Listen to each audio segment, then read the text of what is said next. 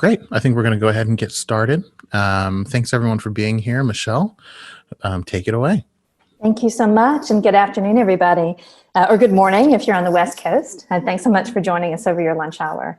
I'm Michelle Moore. I'm Groundswell CEO, and I'll be helping to moderate the conversation today. And I'm very grateful that Vincent Duane, who's former Senior Vice President of PJM, is joining us today to talk about decarbonization in the RTOs. And the way that we're going to do this today is Vince is going to begin with some opening remarks, and then we're going to shift into Q&A. I've got some questions that are queued up and ready to go. Bartice is going to be calling on folks from our audience today. And I would invite you all, as Vince is speaking, to queue up any questions that you may have using the chat box. I'll go to the chat for questions first. And then you can also go ahead and raise your hands using the raise your hand function in Zoom. And Bartice will call on you to ask your questions later in the presentation. So Vince, in addition to his experience at PJM, has more than 30 years in the utility sector. And I'm very appreciative that I first got to know him when we were in grad school together at Georgetown. So looking forward to the fresh and innovative and very thoughtful perspectives that he'll be sharing today about the role of RTOs in decarbonization, which really helps to bring a regional and a national perspective on how the community climate and renewable energy goals that we have, or that corporations may have, can be linked together in a broader web. So Vince, please get us started.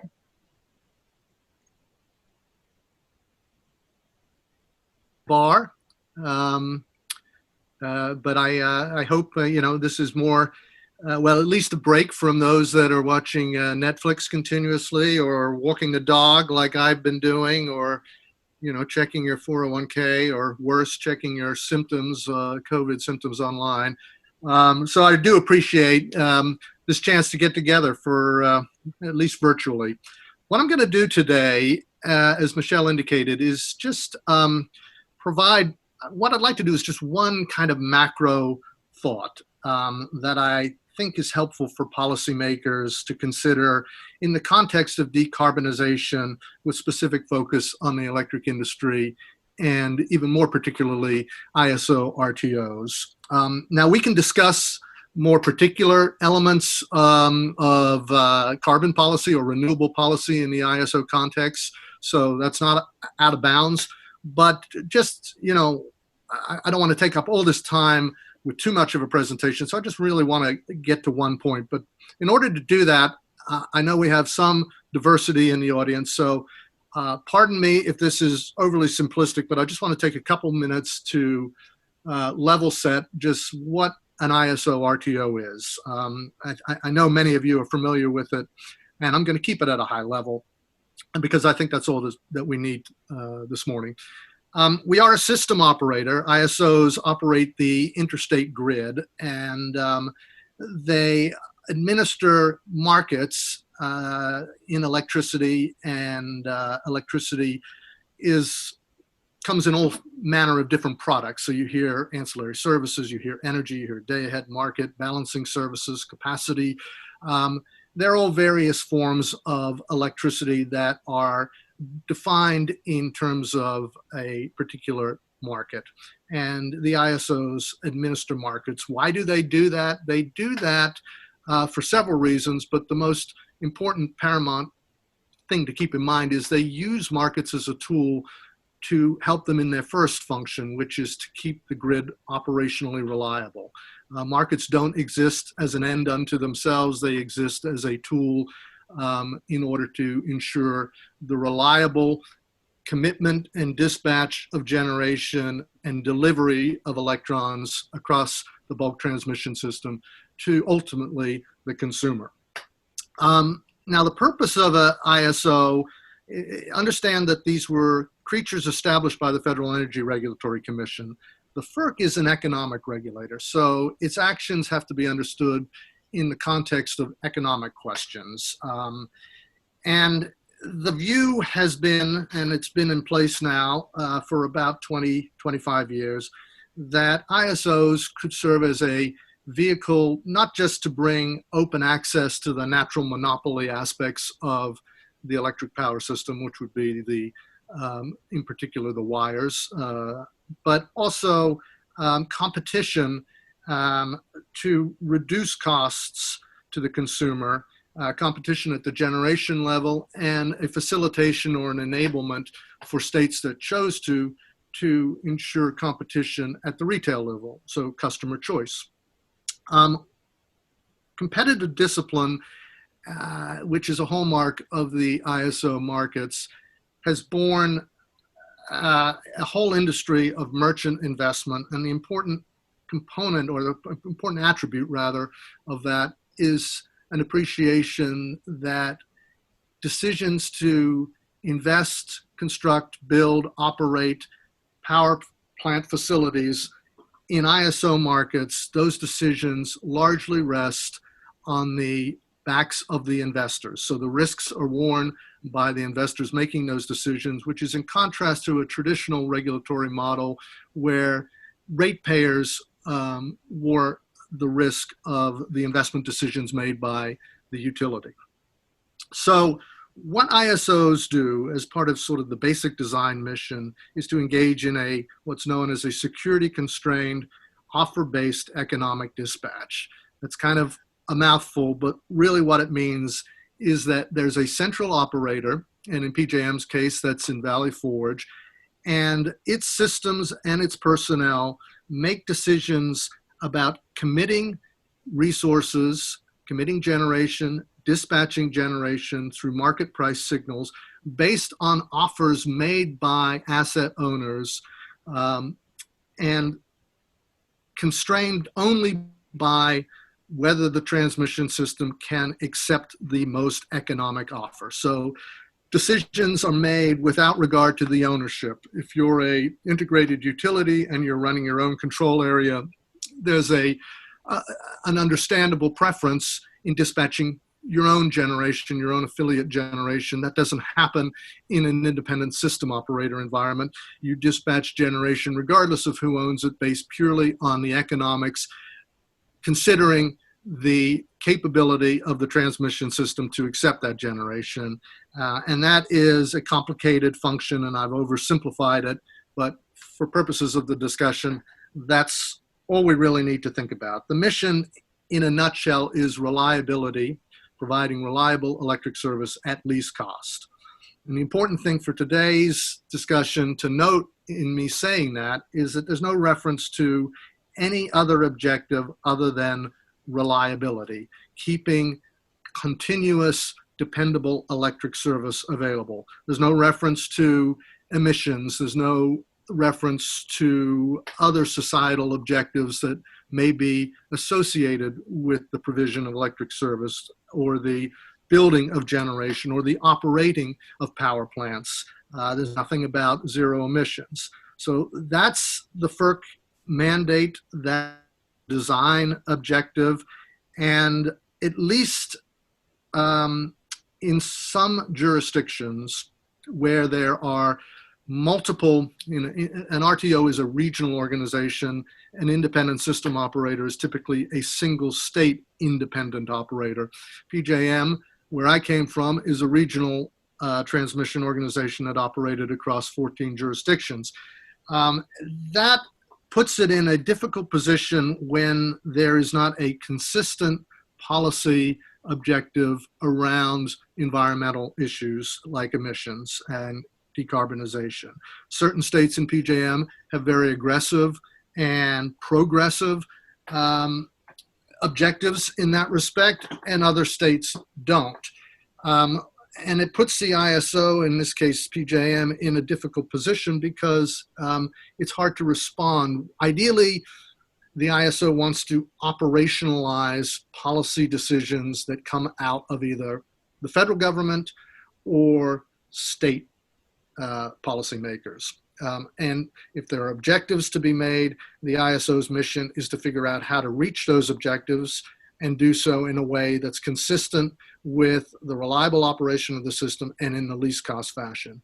But where there is a conflict or unclear or a lack of harmonious, uniform policy direction, it becomes very difficult to sort of operationalize objectives when those objectives aren't universally set. So that's part of the challenge. But I've always thought that what ISOs can also do is help inform policy and perhaps even inspire policy. We don't make policy, but we can show how certain policies can be implemented, operationalized in a way that optimizes trade-offs that might need to be made, the economic trade-offs, potentially some degree of reliability risk, and other societal objectives, particularly environmental objectives.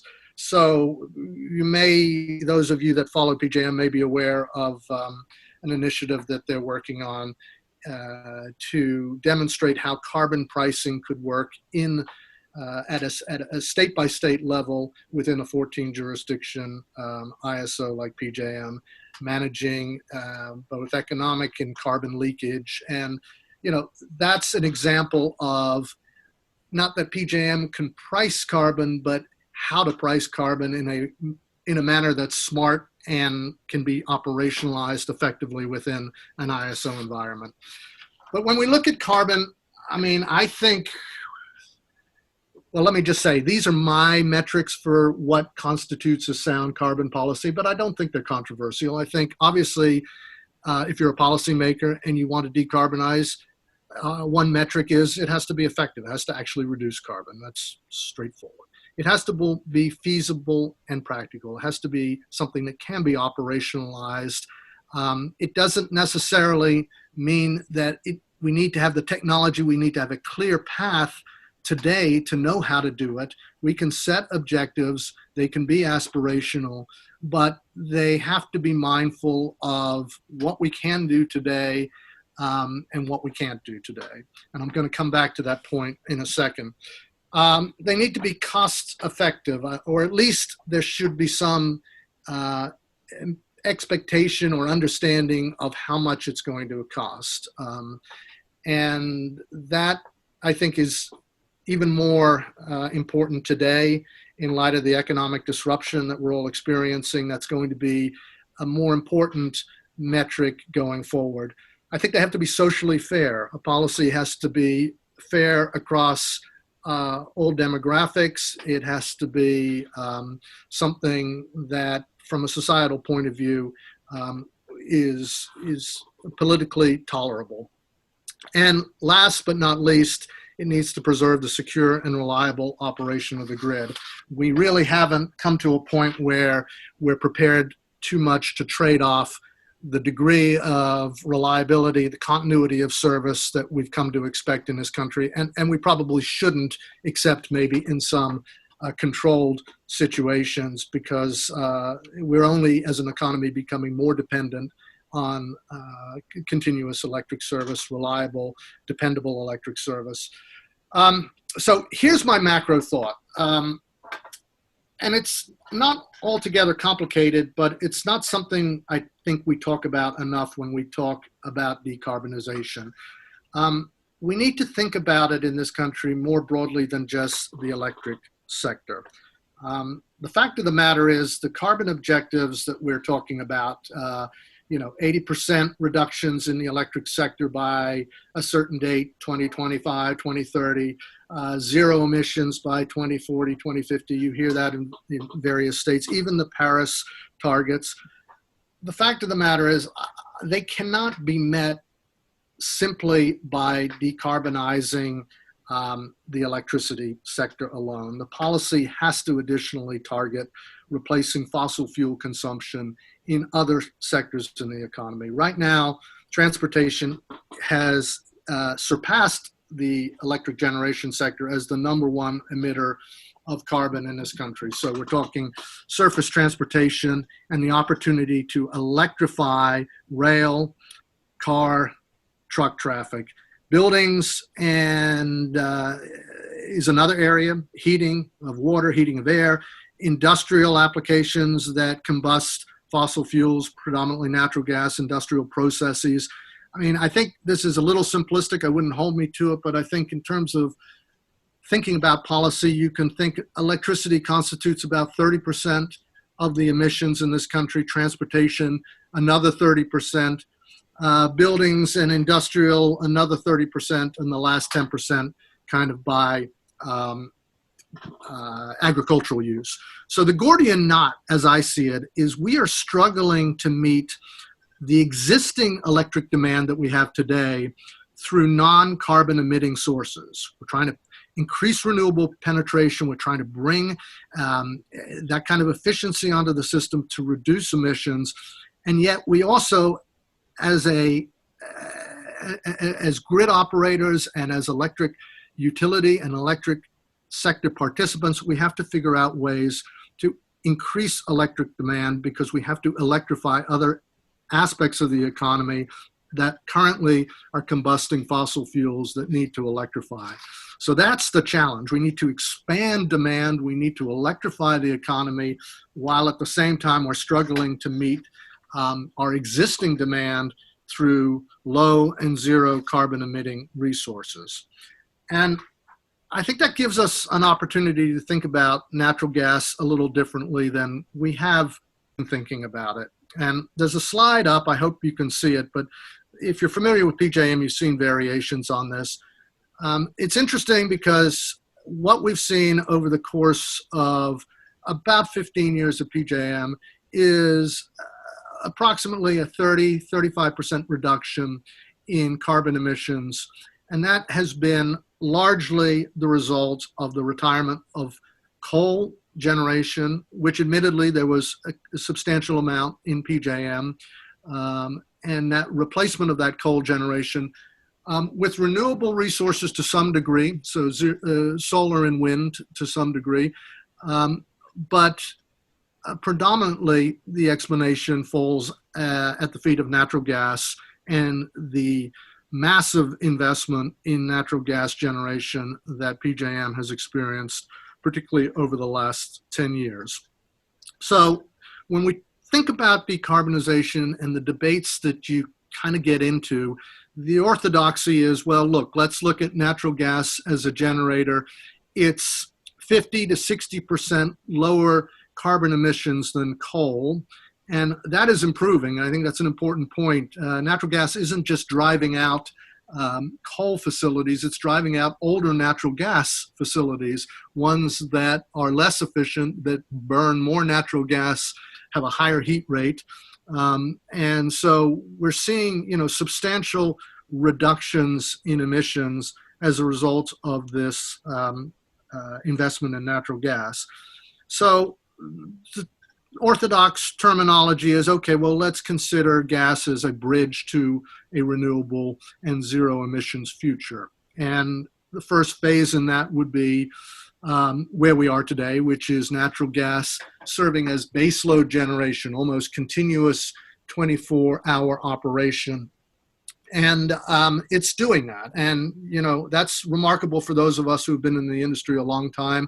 Way back, thankfully before my time, during the Carter administration, the Fuel Use Act in the late 70s prohibited electricity generators from burning natural gas. The analogy was, it was kind of like a fireplace, and yes, you could burn mahogany and create a fire, but why would you ever do that? And look how far we've come, to the point where, natural gas is now so ubiquitous. It's hardly mahogany, and in fact, it's serving as a very effective baseload resource.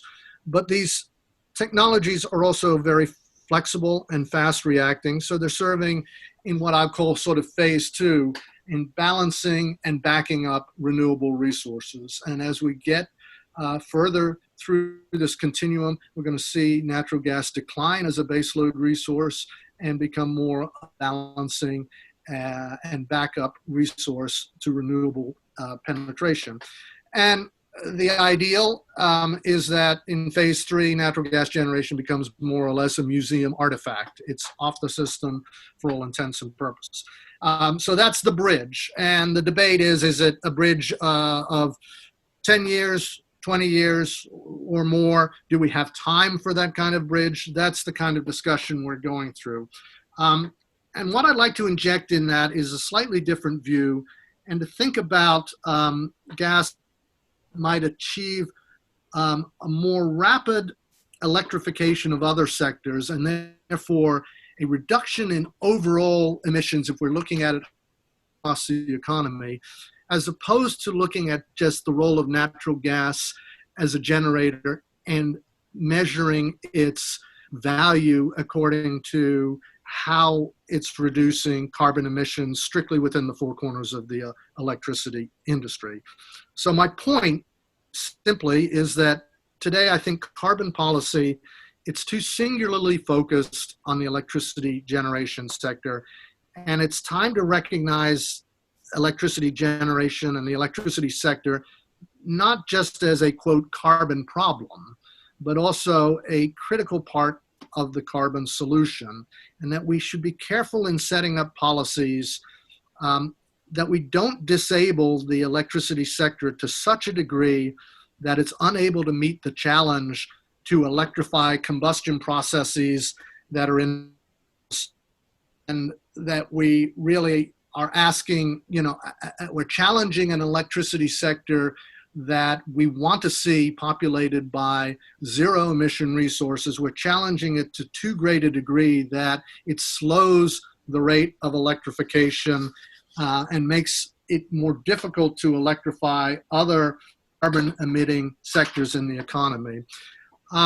So here's an example to think about it. We have these targets to get to zero emissions at a certain point in the future. I'm not suggesting we get rid of those targets, but we enable the sector, and I'm talking about the electricity sector, to meet those targets through credits, not just simply by reducing emissions from power plants. So I'm not talking about offsets in the conventional sense of planting trees or that sort of thing. I'm talking about a credit that reflects expanded electrification, giving the electricity sector credit for expanding electrification into other sectors and resulting in a real reduction of carbon emissions through the electrification of fossil combustion in other sectors. Put utilities into the business of expanding electrification in the areas of transportation, heating, industrial combustion, and do so through smart policies, smart rate policies, smart market designs at ISOs, policies that enable us to meet these targets, but look at the targets more holistically and not just a question of how much is the electricity sector itself contributing to carbon emissions. Don't disregard that. Of course, that's critical, but think about it through a broader lens, because electrification is part of the solution here. And just as an example, and I won't belabor this because I really am not familiar enough with it, but I just saw in the press the other day, earlier this week, a proceeding at the BPU, which is the rate regulator in New Jersey, where the incumbent utility, Public Service and Gas, was trying to get rate recovery for electric charging stations, and that had been protested by the consumer advocate in the state of New Jersey. And they probably, and I can't say what the basis of the objection was, but it struck, and there may be very valid objections. Again, I'm not familiar with the details, but at the same time, I see a lost opportunity there, because there really should be a focus on expanding electrification, reducing those emissions, tackling the number one emitting segment of the economy right now, which is transportation, and doing so through the electric industry, and creating the regulatory and rate incentives for people in the energy sector to do that. And I think an RTO plays an important role in getting there. Obviously, if it's regional, if you view the problem as regional, having a regional actor like an RTO is the right starting point. But it's also independent. So when it comes to data access and verification, compliance, this independence can ensure any kind of program in this respect has the integrity and is meeting its design objectives, and the RTO administering those programs And in PJM's case, we already are involved through a subsidiary in tracking generation attributes for purposes of solar renewable energy certificates and other renewable energy credits in various states, particularly in New Jersey. So administering these programs in a manner to ensure they're meeting their objectives, I think there's a role there. There's certainly a role for the markets that ISO RTOs administer. First off, I believe markets are the place where you foster innovation, and we need innovation. We still don't have all the technologies we need to get to the objectives that we need to get to in the next 10, 20, 30 years. You might think that's going to come from government-sponsored programs, government-sponsored R&D, and I think there's a place for that. But when I look back at that chart and that declining emissions in PJM, it was the market and the innovation in the market and the efficiency improvements in gas turbines and the ingenuity of in drilling practices that enabled those reductions. So I think the market as a forum for innovation is key. If we're concerned about cost, and we should be, the markets are the best place to have imposed some discipline and some competitive forces to ensure some check on cost. Also, these markets work when we've got demand components, when we've got transportation components, we've got building, heating, we've got generation of various sorts, optimization, and the models that optimize. And if we're optimizing not just to ensure the least cost, but to ensure we're meeting environmental objectives, and there's a whole way to think about that, which I won't go into here. But if RESOs were charged with viewing the environmental emissions as a constraint, not too different from a reliability constraint, you could see ways to have locational marginal pricing that reflect not just locational constraints due to transmission system, but also environmental constraints due to the resources that are being dispatched. Anyway, the transparency that ISOs offer is also, I think, it's a clearinghouse for information and a marketplace for ideas. But the point I'm going to leave you with is that the policy setting itself has to come from policymakers, be it at the state or federal level. The RTO is, at the end of the day, just a means to implement those policies in a smart way and in a way that makes sure it's feasible and we're keeping the lights on.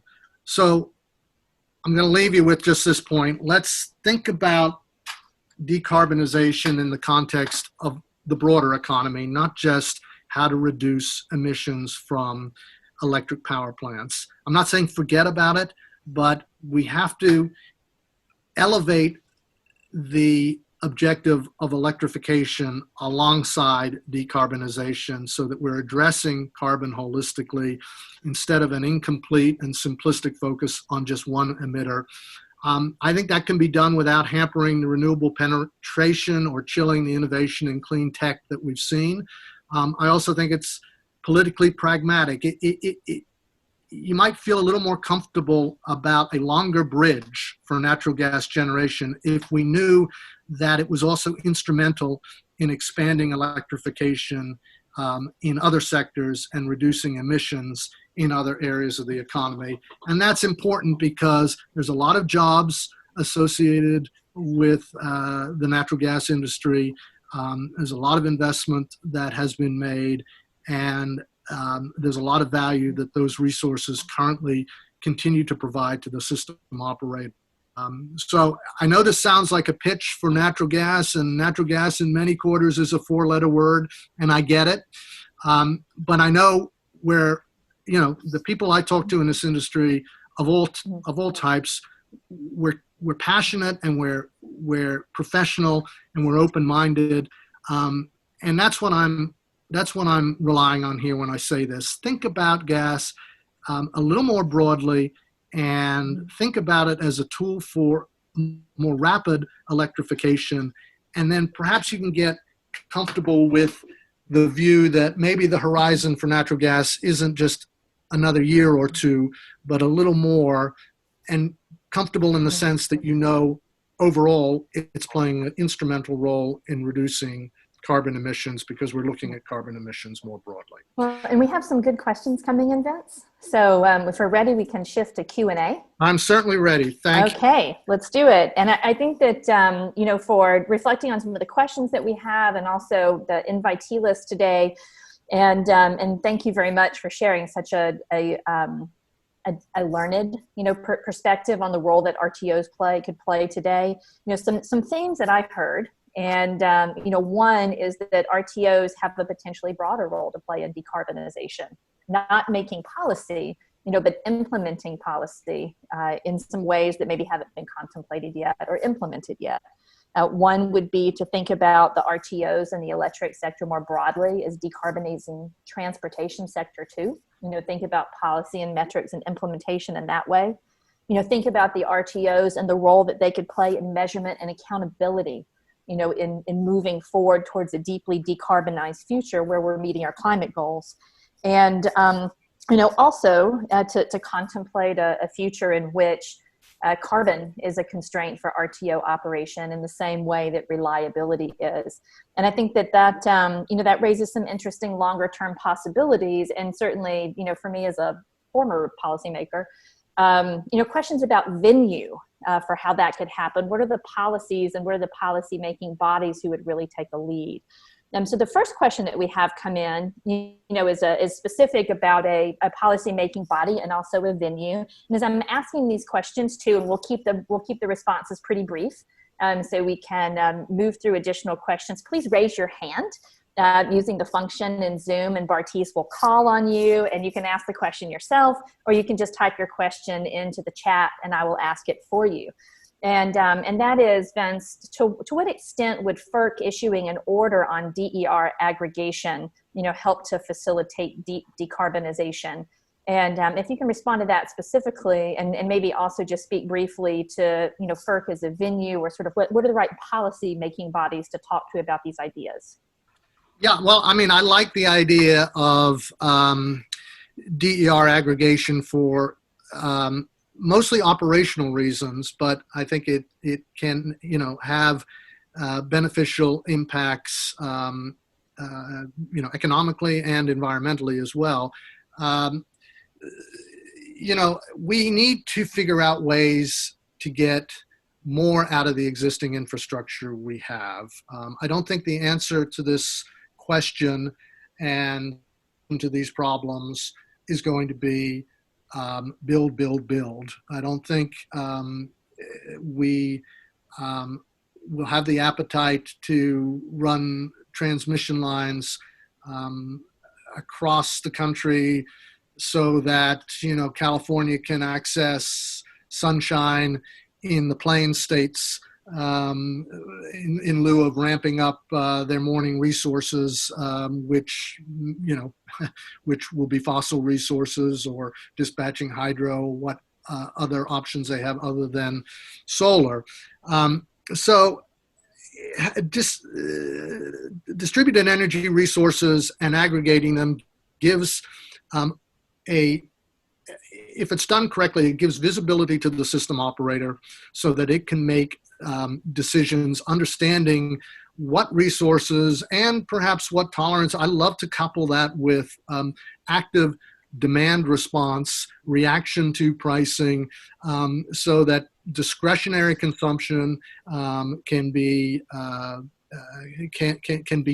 if not curtailed, options can be offered to people and incentives can be offered to people so that technology can respond to provide the sort of service that the grid operator needs in the most efficient way and in the least disruptive way, as opposed to taking actions that might be a lot more blunt and perhaps in actions that have more negative environmental consequences.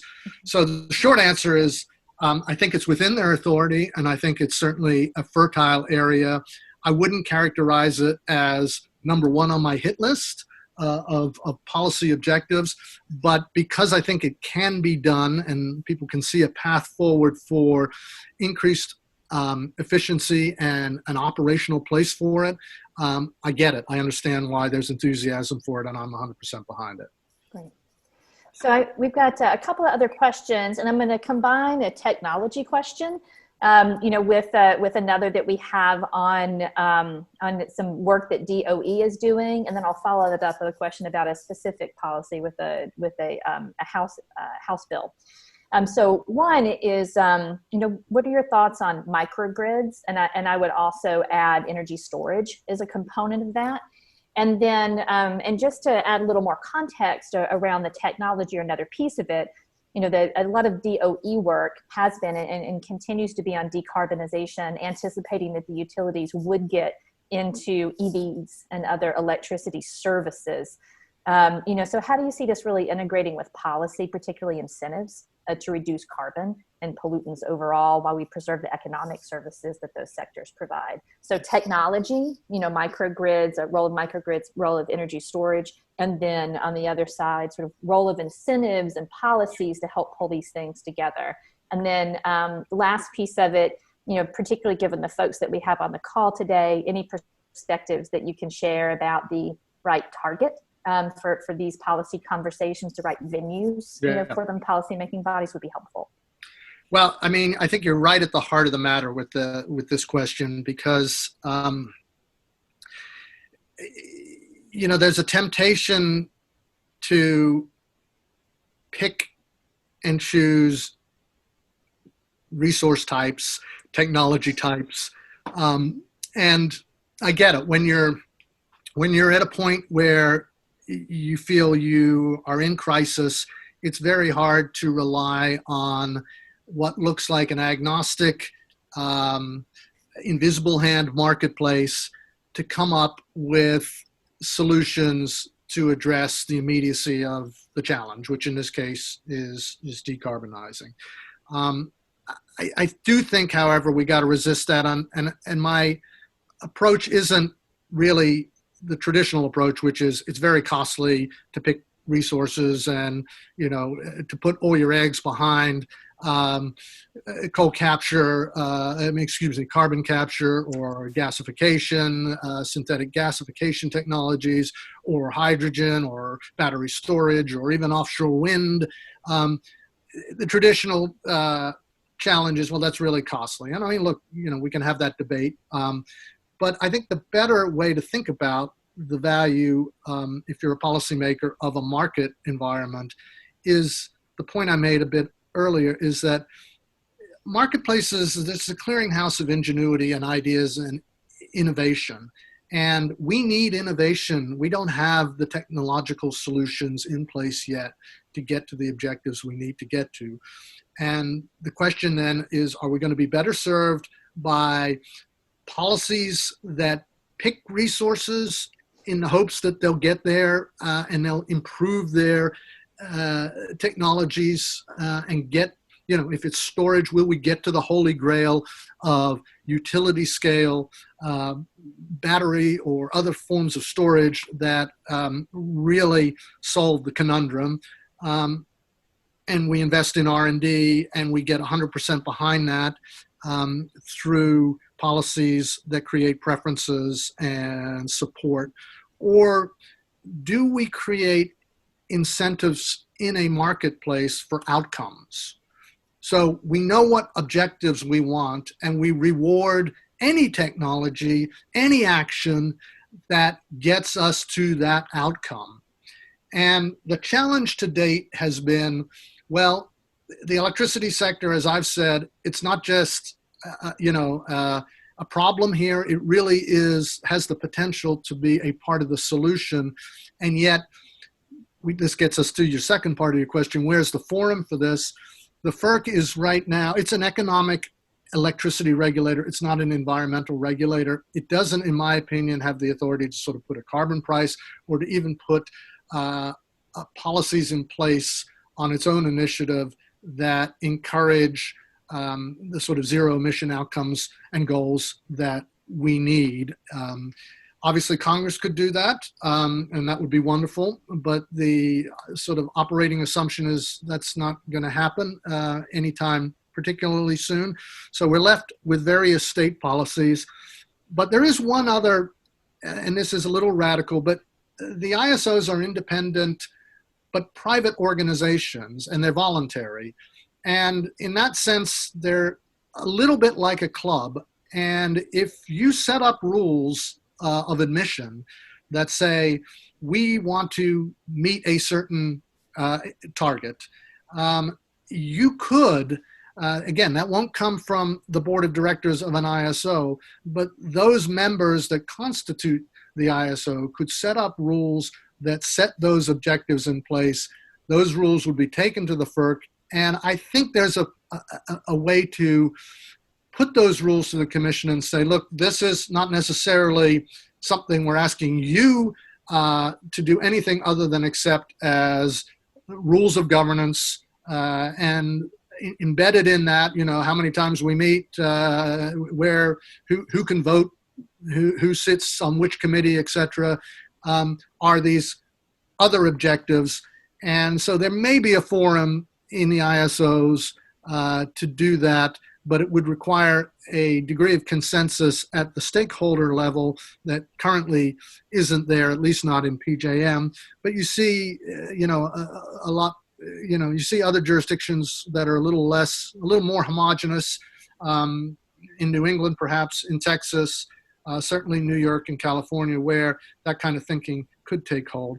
But otherwise, you know, there's a real value to being a single state operation like the California ISO or the New York ISO, where what you're trying to do is operationalize a single policy objective that's been established by the legislature in Sacramento or in Albany. Well, and I want to just kind of put a finer point on that. So, you know, at Groundswell, you know, we're all about community power and you know, community self-determination and energy ownership and how those benefits are distributed. And what I hear you saying is the importance of values-based constraint, like defining what you value, and the potential for system constraints around that as it relates to decarbonization. And also the potential, you know, for stakeholders within these regional markets to set their own rules about what they value, you know, through consensus. And you know, I don't know if we can really call RTOs or ISOs bottom-up solutions, bottom-up compared to Congress, for sure. But you know, this is another really important potential place for, you know, local-ish, you know, or regional cooperative action, and one that could help us move forward faster through good governance, and good governance that's aligned with the values and the value of the places that those markets serve. We've got one other question that you know, that came in about a specific policy that I want to ask, and I'm not familiar with the policy myself, but I want to ask that you respond to the question, and then also maybe paint a little bit of a future picture, if you could, about the role that utilities could have in decarbonizing the transportation sector as energy services, because we, you know, we do have advocates, we have utility representatives. You've got a very diverse community of thoughtful people on the webinar today. So, and it's okay if this is not a policy that you're familiar with, Vince, but you know, do you have any insights into the thinking behind HR 5146, which was the Power Plant and Industrial Fuel Use Act, and you know, why it might prohibit the use of natural gas or petroleum as the primary energy source in new installations?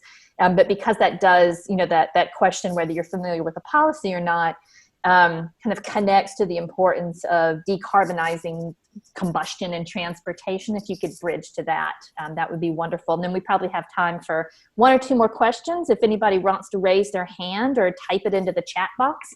Otherwise, I'll come up with a couple of wrap-ups for us. Yeah, I mean, I'm going to sort of shoot from the hip on this one. And this is the luxury of no longer being at the ISO. I can speak my mind, and if it's ludicrous, it doesn't get attributed to the organization. But I do actually think there is a place for those kind of policies and laws that create restrictions on the use of natural gas. I say that with a great deal of trepidation, but I think it's consistent with if they're done in a smart way and coupled with incentives. We're not talking about moratoriums on natural gas, like no fracking, no drilling, no production. But I think we're talking about how to make sure, or how to create an environment where we can, as policymakers, incentivize electrification and wean people away from processes that currently combust natural gas that could be replaced by electric technologies. And what you're doing there, and some critics will say, all you're doing then is you're moving your natural gas combustion from inside the factory or the building, the water heater or the furnace, and you're moving it upstream to a power plant. And so what have you gained? And look, I think what you've gained is you're not always going to be generating electricity with natural gas. Sometimes if you have an electric process that's replaced a fossil combusting process, that electric process is going to be powered by hydro or nuke or wind or solar, and increasingly we hope more and more so. So you're not just moving the point of combustion from one place on the system to the next. So I think there is a place for smart policies that encourage or even encourage fuel switching away from natural gas in transportation, industrial, and building uses, and either discourage it or encourage it. The point of my presentation has been, think about it in those terms, but make sure that if we're pushing people towards electrification, that we've got an electric sector that is sufficiently robust that it's going to be able to meet that challenge and meet that new demand of electric vehicles or electric heaters or electric furnaces, et cetera, et cetera. And I believe there's still going to be a role for natural gas, but I think it's a much more environmentally friendly role for gas if it's done on the electric side, as far as generating electrons, than being burned in some of the processes that we're using in buildings, industry, and certainly petroleum and cars. So, and the audience member, Mr. Olmsted, who had posed the question, clarified that he was referencing the policy that you mentioned from the 70s, from the Carter administration, that had prohibited burning natural gas. So, thank you very much, Mr. Olmsted, for that clarification. Yeah, and that's exactly what I think is a bad idea, because I think that's, if we start any type of affirmative effort to restrict the use of natural gas in the electricity sector generation, I think we may end up being very counterproductive to the overall objective of reducing carbon emissions, because I think we're hamstringing, if that's a word, we're sort of certainly tying one hand of the industry behind its back in terms of expanding electrification. And that, I think, is the smart policy has to look at it holistically and say, where are we going to get the most bang for our decarbonization buck, and where are we going to get the most aggressive short-term reductions in carbon emissions? Well, and as we wrap up here, and I'm not seeing any other questions here. No folks raising your hands. If you do, you completely, you go in line in front of me, y'all. But what I've heard on the call, I think that we've got, all of us agree, decarbonization and decarbonization is an urgent matter. It is something that we all agree on. Vince, you've presented some ideas here about how the RTOs could work differently, and how governance reform, at the RTOs could be a piece of that too. For people in the audience today who are energy executives, who are in the utility sector, who are working for corporations, that are driving 100% renewable energy goals, or who are advocates. where would you recommend, or where would you point people to continue this conversation? Like, what is a right place or right places, to talk about engaging with RTOs about these roles that they could be playing? Yeah, I think, there's a lot of work to be done in that regard, Michelle, because this has become such a politicized, the word I use is there's so much theology going on right now, and there's, heroes and villains, and, of course, the problems and the world are more complicated than that. If there's any bright side to the situation we're facing right now with this pandemic, it's a hope that, we have a revisiting and bring renewed respect to the laws of physics, science generally, expertise generally.